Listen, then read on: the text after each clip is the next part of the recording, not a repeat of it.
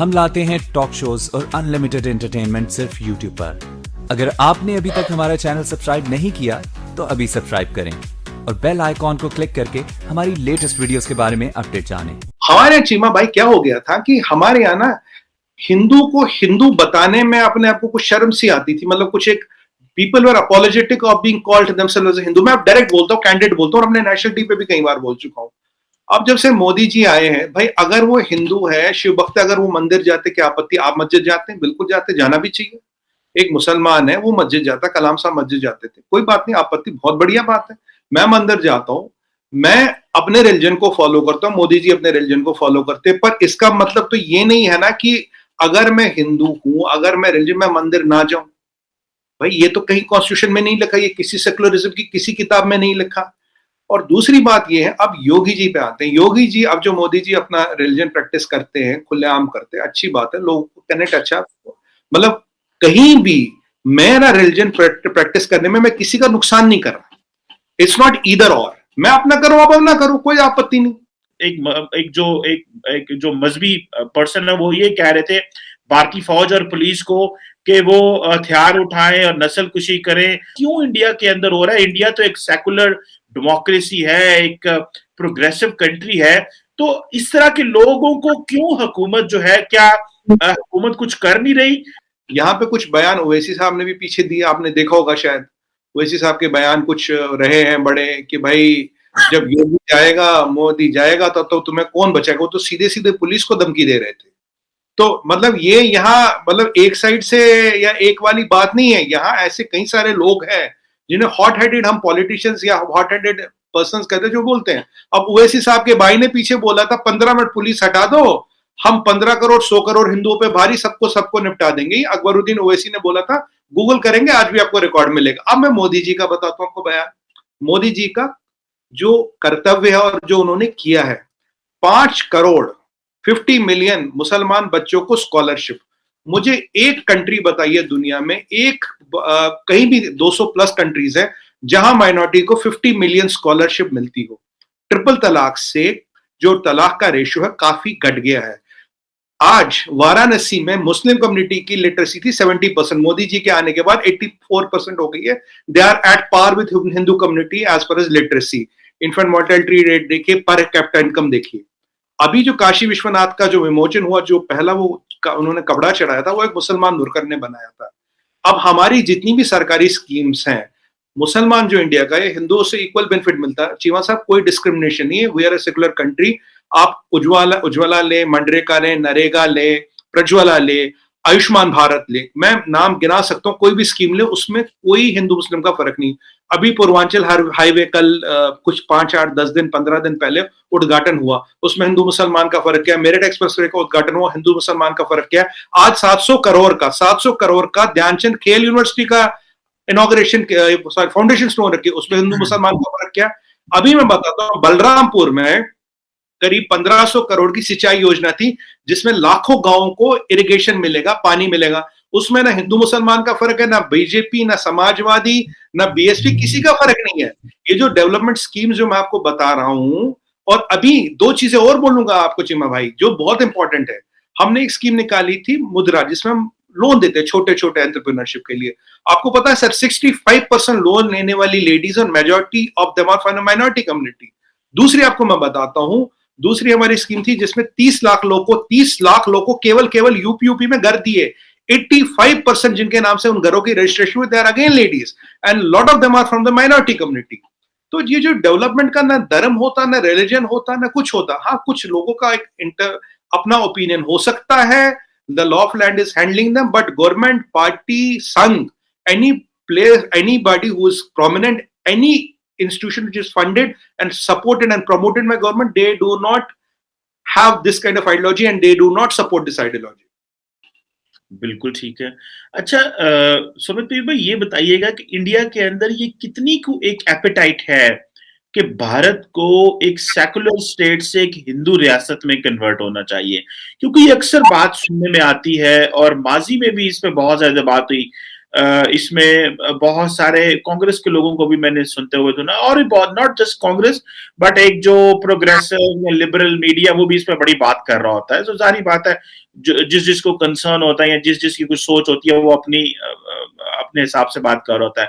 तो कितनी एपेटाइट है इंडिया के अंदर, लोग कहते हैं कि नहीं, हमें एक सेकुलर स्टेट से एक हिंदू स्टेट में शायद कन्वर्ट हो जाना चाहिए। और जरा काइंडली मुझे इससे बारे जरा एलैबोरेट करें, what does this mean by as well? देखिए, बहुत अच्छा सवाल पूछा आपने। सबसे पहले, India is a secular country, 85% population is Hindu, correct? तो by default it's a Hindu majoritarian country, और हिंदू इज इन मेजॉरिटी। तो ये एक, अगर आप डेमोग्राफी पे देखें, अगर आप आबादी पे देखें, अगर आप ग्राउंड पे देखें, इट इज अ हिंदू राष्ट्र। बट हिंदू राष्ट्र और a Hindu state does not mean second class rights to a Muslim और अ नॉन हिंदू। उसमें क्रिश्चियन भी आता, कोई और भी आता है। Constitution is secular, by demography you are already a Hindu nation. अब लोगों ने क्या किया चीमा साहब, इन वर्डों को ना हेर फेर कर देते हैं। जैसे मैं आपको बता दूं, जैसे इंग्लिश में आपको एग्जांपल देता हूं, मैं बोलता हूं सुमित स्टोल कमर चीमा's पेन। भाई, सुमित ने कमर चीमा का पेन चुराया। अब मैं ऐसे बोल दूं, सुमित स्टोल कमर चीमा's पेन, सुमित स्टोल कमर चीमा's पेन, सुमित स्टोल कमर चीमा's पेन। दूसरा, सुमित स्टोल कमर चीमा's पेन। अब बोलने के तरीके में 4 वर्डों के 4 मतलब निकल गए सर। अब ये जो हमारे राजनेता कुछ ऐसे लोग हैं, इनको जैसे जैसे पॉलिटिकल टीआरपी चाहिए होता, पॉलिटिकल मसाला चाहिए होता, इसी चीज को तोड़ मरोड़ के यहाँ के ये कान यहाँ ना पकड़ के ऐसे पकड़ लिया, कुछ इधर उधर जुमले घुमा लिए। अभी हमारे राहुल गांधी जी कह रहे थे हिंदू और हिंदूवादी, मतलब हिंदू हिंदू, पहले हिंदुत्व कह रहे थे, अब हिंदू हिंदूवादी कह रहे थे। अब जैसे जैसे देखिए 4-5 स्टेटों का इलेक्शन है, अपोजिशन जो है हमारी आजकल डेस्परेट है, उन्हें मुद्दे चाहिए, डेवलपमेंट पे वो लड़ नहीं सकते, डेवलपमेंट की बात वो कर नहीं सकते। अब वो क्या करते हैं, ऐसे ऐसे जुमले, ये जो ये लोग है ना, पंच लाइन्स, टैग लाइन्स तराश तराश के इनको कहते हैं यार इसके नाम का मुद्दा बन जाए, अब की बार का इलेक्शन जीत जाए। और मैं आपको एक और बात बताऊं, जैसे ये 5 स्टेटों के इलेक्शन हो जाएंगे, ये सारे मसले ठंडे हो जाएंगे। एक और आपको चमत्कार बताता हूँ, हमारे श्री राहुल गांधी जी कांग्रेस के बहुत बड़े नेता हैं, अच्छे मतलब बहुत बड़े लीडर है कंट्री के।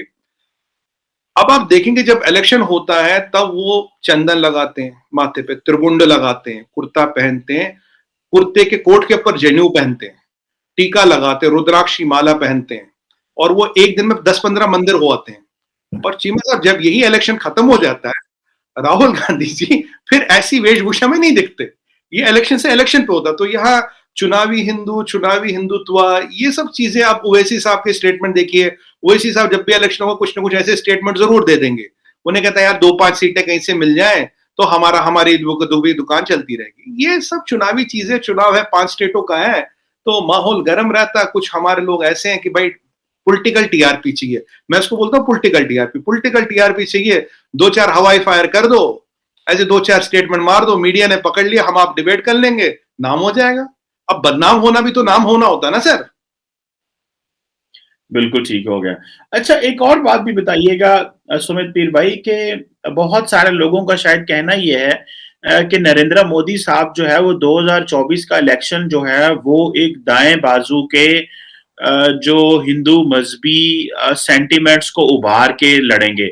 जिस तरह फॉर एग्जांपल ये भी एक बात चल रही है कि शायद क्या नाम है उनका, जो योगी साहब हैं उनको 2029 के लिए, आगे के लिए एक प्राइम मिनिस्टर के कैंडिडेट लाया जा रहा है, या शायद 2024 के लिए ही वो प्राइम मिनिस्टर के कैंडिडेट होंगे। तो ये जो आजकल नरेंद्र मोदी साहब बहुत सारे मजहबी मुकामात पे जा रहे हैं, काशी में गए और बहुत सारी वो जाते हैं, फिर उन्होंने जो बुनियाद रखी, राम मंदिर की बुनियाद रखी। तो ये एक इस तरह का तासुर आ रहा है या एक इम्प्रेशन आ रहा है कि जैसे वो जो अगली सियासत है वो मजहब के नाम पे करना चाह रहे हैं। तो वो जो एक बड़ा जो एक कॉन्स्टिट्यूशनल स्पेस आपकी, जैसे मैं बार बार सेकुलरिज्म को कह रहा हूं, जिस तरह, क्योंकि आपकी कॉन्स्टिट्यूशन की बुनियाद और मुल्क की वो है, तो क्या उससे हटता जा रहा है भारत? क्योंकि मैं अभी ये इसका क्या नाम है कारवान का देख रहा था, जो इस द कारवान मैगजीन बहुत अच्छा है, मैं उसको फॉलो करता हूँ, इंडिया का द कारवान। मैं उसकी बड़े कम अच्छे मैगजीन है, मतलब जो पढ़ने वाले होते हैं। मैंने पाकिस्तान में भी किसी मैगजीन की सब्सक्रिप्शन नहीं ली हुई, मैंने इस मैगजीन की सब्सक्रिप्शन ली हुई है। इन्होंने अभी जो 2000 अभी 2 जनवरी का अपना जो मैगजीन दिया, उसमें इन्होंने योगी साहब को प्रीस्ट ऑफ वायलेंस कहा है। सो ये क्यों इनके बारे में इस तरह का तासुर है, या मजहब को क्यों इस्तेमाल करने का तासुर आ रहा है? आप इस हवाले से क्या समझते हैं? देखिए चीमा साहब, कई सारे सवाल आपने एक साथ पूछे जो आपकी खसूसियत है, और कहीं इधर उधर मुझ जाओ तो आप तो मतलब जबरदस्त स्पिन बॉलर हो। चलिए जवाब करता हूँ, शुरू करता हूँ। देखिए, सबसे पहली बात, जो राम मंदिर से शुरू करते हैं। राम मंदिर का मसला मेरे भाई 500 साल पेंडिंग था, 135 साल, 135 ईयर्स। जब हिंदुस्तान पाकिस्तान भी बना, इट वाज इन कोर्ट्स। चाहते तो एक ऑर्डिनेंस लाके मंदिर कभी भी बनवा सकते, कोर्ट का जब तक जजमेंट नहीं आया।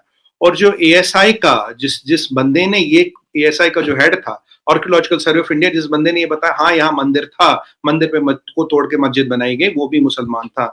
जो 3 जजों ने फैसला दिया, उनमें से एक जज साहब भी मुसलमान थे। तो ये बताना भाई राम मंदिर का, अब जब कोर्ट ने फैसला दिया है तो शिलान्यास, इनॉग्रेशन करना या फाउंडेशन स्टोन रखना, बट नेचुरल सी बात है, जो टॉलेस्ट लीडर कंट्री होगा उसकी वो बात है, वो रखेंगे, उसमें कोई जहन बात नहीं।